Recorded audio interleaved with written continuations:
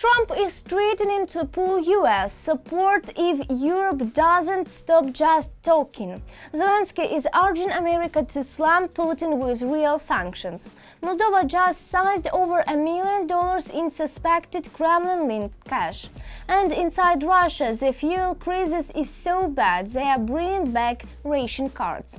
Welcome to Ukraine Today. I'm Zaroslava Kolesnikova, and right now Russia is on fire economically, politically and literally. Russia is cracking. The West must act now. Stay with us. Trump threatens to pull back. Europe only talks. Donald Trump just threw down the gauntlet. In a fiery statement, the US president slammed NATO and EU leaders for being too soft on Russia, accusing them of talking without acting. Trump's message was crystal clear. Either Europe ramp up sanctions against Moscow or America steps back. That's what Europe do now, and could this fracture the Western alliance? The pressure is on. Full story in our report. Europe only talks but doesn't act. These are the words of Donald Trump, which sound like a direct challenge to NATO and European Union allies. The American president publicly accused European countries of not imposing tough enough sanctions against Russia and essentially set a condition. If Europe does not increase pressure on Moscow, Washington may suspend its own actions. Europe is my friend, but they buy oil from Russia, so you can't expect us to be the only ones acting at full strength.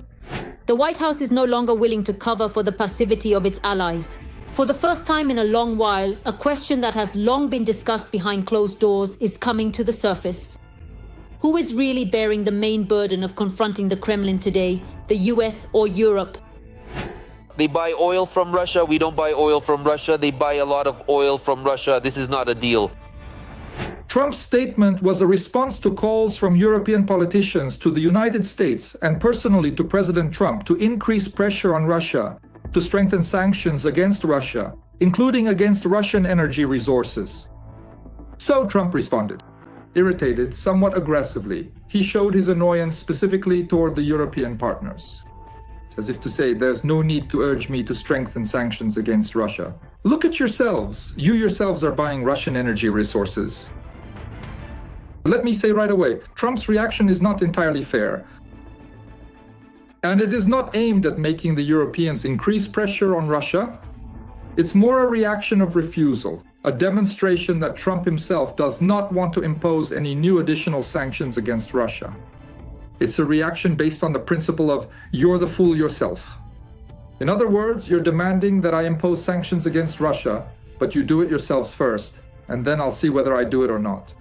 According to European statistics, after the full-scale invasion, the flow of Russian energy resources to the EU did indeed decrease, but it did not disappear. I'm ready to impose sanctions, but they need to strengthen their own sanctions so that they match the ones I'm imposing. I'm ready to move forward, but they have to do it first. I think they will do it. But for now, they're just talking. They're taking action and buying oil from Russia. It's not the European Union that's buying Russian oil. Right now in Europe, or more precisely in the European Union, only 2 countries are buying Russian oil. Let me remind you, there are sanctions and restrictions in the European Union on Russian oil, including Russian gas. They are not absolute because a number of countries, even when the sanctions were first introduced in 1922, did not implement them right away, since they were not ready to immediately give up Russian oil and gas in the European Union. This happened gradually, but starting around 1923, the vast majority of European Union countries stopped buying Russian oil and Russian pipeline gas.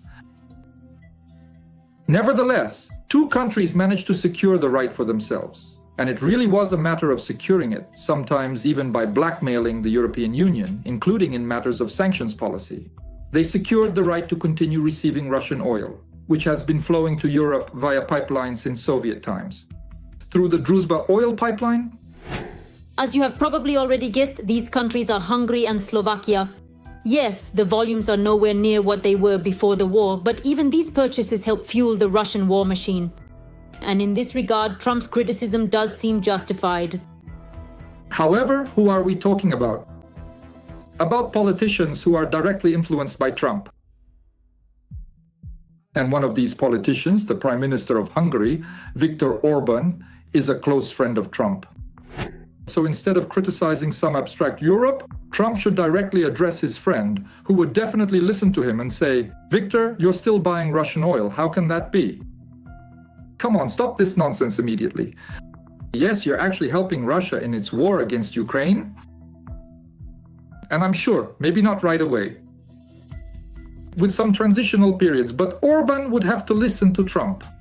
By the way, they're already taking some steps now. Additional measures regarding gas, first of all, and I think there's already a preliminary agreement on oil as well, and they will gradually switch to other energy sources because they see the situation is changing. They don't want to get into a direct conflict with Trump, but Trump isn't putting pressure on Orban or on Fidesz. He's putting pressure on the Europeans, on the European Union, and on the major European countries. And there's a certain unfairness in that. There is another problem: Russian liquefied gas. Formally, Europe does not buy it directly. But through intermediaries and bypass schemes, the money still ends up in Moscow. As a result, the continent is only partially cutting off the Kremlin's oxygen supply. They say that they can't refuse it, that it needs to be replaced with something else. Otherwise, there will be problems, internal economic problems. Now the situation looks like this. Trump has given the allies an ultimatum: either take synchronized steps or Washington will slow down its own pressure on the Kremlin. And this disrupts the usual balance of Western strategy, where the US led and Europe followed. Now, however, the US president is demanding reciprocity. Europe must take the first step itself, or America will wait. When Trump makes such statements, he is pursuing not so much political goals, politics is present here, but more in a reverse way. It's so that he won't be blamed, but rather so that the Europeans supposedly sort things out themselves. But above all, his goals are commercial. He wants Europe, especially in terms of gas purchases, to be dependent on the United States for energy. Of course, the war in Ukraine does concern Trump. Trump wants to end the war in Ukraine. But in this case, he is concerned with, purely selfishly, with the trade interests of the United States. For Ukraine, this is both an opportunity and a risk at the same time. If Europe, under pressure from Washington, does decide to take radical steps, the Kremlin will lose billions. But if the dispute drags on, it is Ukraine that will become the first victim of these hesitations. All this debate will become an additional factor, an extra argument for reducing and gradually phasing out the purchase of Russian oil and gas. There is already a corresponding decision regarding gas until 2027. The European Union, even before all of Trump's statements, had already decided to stop buying Russian gas. It's just that this will happen gradually, in order to prepare technologically and economically. But now, maybe this will speed things up a bit, which perhaps could also have positive consequences. And the first steps have already been taken here. The US and Europe may begin consultations and negotiations to jointly develop sanctions against Russia. Now, the most important thing is for the US and Europe to stay in sync. After all, any sign of weakness will become an opportunity for the Kremlin to expand its aggression. Every voice matters. Join our community, support independent journalism and help us bring you the truth from Ukraine. Become a member of Ukraine Today. Join us now. Zelensky to US hit Putin harder, demand for new sanctions. Time to act. Zelensky tells the US to ramp up the pressure on Putin. In a bold interview with Sky News, the Ukrainian president urged Washington to hit Russia with powerful new sanctions and stop the Kremlin's energy lifeline. While no official sanctions have been announced yet, the Biden administration is already working behind the scenes with key European allies to limit purchases of Russian oil and gas. Will the West finally move from talk to action? Full story coming up. The European Commission has postponed the presentation of the 19th sanctions package in order to make it tougher. It was expected that the EU member states would receive the draft sanctions for review on September 16th. However, as Hungary's Minister for European Affairs János Boka stated before the EU Affairs Council meeting in Brussels, there is still no draft of the sanctions. I have not yet seen the next package of sanctions. As far as I understand, the Commission intended to publish it today, but now it has been postponed to a later date. Without the package of measures on the table, I cannot say what position Hungary will take on this issue. Poland's Deputy Minister for EU Affairs, Ignacy Nimczycki, believes that the presentation of the sanctions package is being delayed due to a desire to refine it further. We hope that the package will be even more effective, so we are looking forward to this discussion. And in our view, the delay is solely due to the intention to make it even stronger. We'll see. I don't want to get ahead of the discussion, but you know very well that Poland is calling on all member states to give up Russian oil and gas. So let's see what specific proposals the Commission puts forward. But that's our understanding of the situation. Representatives of the US presidential administration, including President Donald Trump himself, have repeatedly stated that the European Union should stop buying oil and gas from Russia in order not to fund its military budget. This statement was made by US Treasury Secretary Scott Bessent. According to him, Russia's war against Ukraine could end within a few months if Europe were to impose significant secondary tariffs on countries purchasing Russian oil. I guarantee that if Europe imposed substantial secondary tariffs on buyers of Russian oil, the war would end in 60 or 90 days, because it would cut Moscow off from its main source of revenue. Scott Bessent, US Secretary of the Treasury, in a joint interview with Reuters and Bloomberg. Back at the beginning of the summer, the European Commission put forward a proposal to gradually end imports of Russian gas and oil into the European Union by the end of 2027. Two countries opposed these plans, Hungary and Slovakia. Today, the Hungarian government confirmed that it is holding bilateral talks with Washington, discussing the possibility of giving up Russian energy resources. We are in direct contact with our American partners. We are conducting these negotiations not through the media, but directly because our relationship allows us to do so. From these negotiations, it is clear that the Americans' goal is obvious. They want peace as soon as possible, and we fully and unconditionally support President Donald Trump's peace initiative. Our American partners fully understand the special situation of Hungary and Slovakia and treat them with great understanding. Responding to a question about Budapest's plans regarding Brussels' proposal to give up Russian oil and gas, Hungarian Minister for EU Affairs János Boka stated that the main issue is finding alternative sources of supply. Hungary has always advocated for the diversification of routes and sources, but to achieve this, alternatives must be created. Without offering viable alternatives, there is no point in having a substantive discussion about reducing dependence on Russian fossil fuels. After all, this would create problems with supply security. And the Hungarian government will never agree to any decision that would jeopardize the security of supplies to Hungary.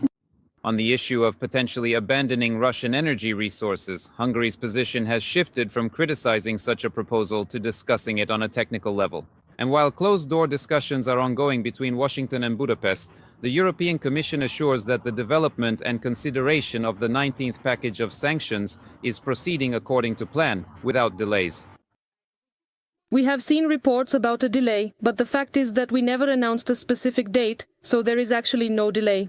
Discussions are ongoing to prepare a comprehensive package of restrictions that can be presented as soon as it is ready. The United States is getting involved in the intra-European discussion on tightening economic pressure on Russia. Will this involvement from Washington make the sanctions tougher? We will find out very soon. Vitaly Sizov, Ruslan Kuzgov from Brussels for Freedom TV channel. $1.2 million seized in cash. Moldova targets illegal party funding. Huge raid. Moldova anti-corruption officers just seized over $1.2 million in cash found in bags, envelopes and boxes. Investigators say it's linked to illegal financing of a political party ahead of Moldova's September 28 elections. They won't name the party, but their scenes point to Moscow's hand straighten aren't set in Moldova again. Is this just the beginning of Russia's plan to interfere with yet another European democracy? Full breakdown in report.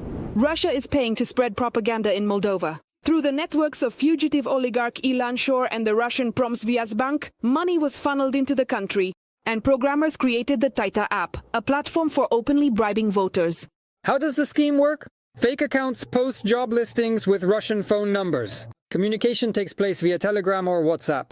They promise 200 lei or cryptocurrency for a test assignment, but the money is never actually paid. Tasks include putting up posters against President Maya Sandu or participating in rallies in support of convicted pro-Russian politicians.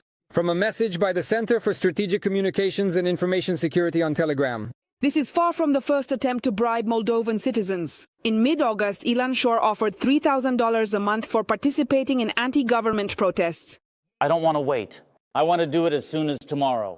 Tomorrow didn't work out, but a few days later, about 1,000 people gathered at the train station square in Chisinau. However, the paid rally lasted not a month, but just 2 hours. Several people were detained by the police. Other participants in the protest gathered in groups of 10 to 15 people, waiting for coordinators who later handed them money. We are constantly recording messages that show how their methods are constantly changing, how new channels are being created, and how cryptocurrencies and payments via Telegram are becoming commonplace. A huge amount of this information has already been found. Artificial intelligence is being used more and more often to create vast amounts of content, which is then distributed across various social media platforms. Matryoshka is the name of a large-scale bot network designed to create fake content supposedly authored by foreign media outlets. Moscow is conducting influence operations and flooding the Moldovan internet segment with tons of manipulative content. Mostly, these are anti-European slogans and messages aimed against the reforms being carried out in the country by the ruling party. Russia is using a truly wide range of tools in an attempt to overcome the system of our institutions. Integration into the EU is the only way for us to survive as a democracy. We believe that the EU is capable of finding solutions so that both Moldova and Ukraine can move on to the next steps. Maya Sandu, President of Moldova, in a comment to the Financial Times. The Moldovan diaspora is also experiencing unprecedented pressure from Russia ahead of the parliamentary elections. According to various estimates, up to 1 million citizens live outside Moldova, which is between a quarter and a third of the country's entire population. Their votes could be decisive in the upcoming elections. This was the case in 2024 during the presidential election and the referendum on European integration. At that time, about 80% of diaspora voters supported the incumbent head of state, while 20% voted for the pro-Russian Alexander Stoyanoglu. At the same time, in Moldova itself, Stoyanoglu received 51% of the votes, while Sandu got about 49%. Once again, we are hearing claims that the diaspora should not decide the country's future. Those who do not wish us well believe that the diaspora is a mass of people who should be deprived of the right to vote, who can be manipulated, and whose connection to Moldova should be severed. They do not understand that behind the word diaspora are mothers and fathers who were forced to leave, leaving their children behind for their sake. They do not understand that behind the word diaspora lies a sea of sacrifice and devotion to loved ones, an unquenchable longing for home and hopes for a better future. Maya Sandu, President of Moldova at the Diaspora Congress. When pro-Russian forces enter parliament, they need money to finance the turnaround. At first it will be anti-NATO, because the main message is not to repeat Ukraine's fate.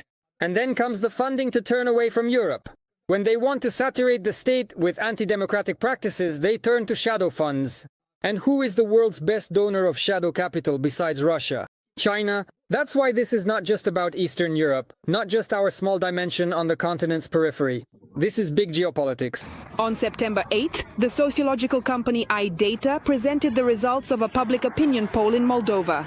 The poll shows that if elections were held now, the Patriotic Electoral Bloc would receive just over 25% of the total respondents' votes. And the ruling party, Action and Solidarity, would get about 1% less. The poll does not take into account the votes of the Moldovan diaspora. Valeria Nikipolova for Freedom TV channel. Russia out of gas, Putin's fuel crisis spirals, production shutdowns, disturbed operations. A full-blown fuel crisis is gripping Russia. Gasoline is vanishing. Ration cards are back. Prices are skyrocketing. Lines stretch for kilometers at gas stations as panic spreads across the country. It is the collapse of the so-called gas station nation. Stay with us, full report ahead.